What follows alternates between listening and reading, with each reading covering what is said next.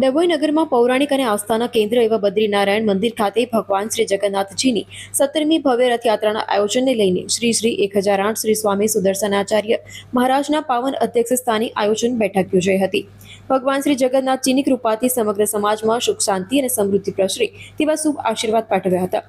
તેમણે તમામ સેવાભાવી કાર્યકરો અને ભક્તજનોને રથયાત્રાના આયોજનમાં નિષ્ઠાપૂર્વક સેવા આપવા આહવાન કર્યું હતું।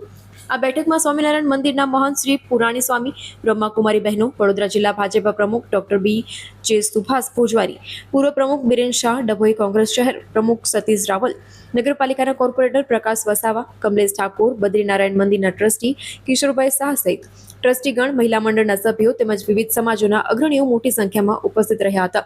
બેઠકમાં રથયાત્રાના રૂટ, શણગાર, સુરક્ષા વ્યવસ્થા, ભજન કીર્તન, પ્રસાદ વિતરણ, સ્વચ્છતા, સેવા કાર્યો અને આયોજન કરવામાં આવ્યું હતું। શહેરના તમામ ધાર્મિક અને સામાજિક સેવાભાવી સંગઠનોના સહયોગથી આ વર્ષની 17મી રથયાત્રા વધુ ભવ્ય, દિવ્ય અને ઐતિહાસિક બને તેવો સર્વસંમતિથી સંકલ્પ કરવામાં આવ્યો।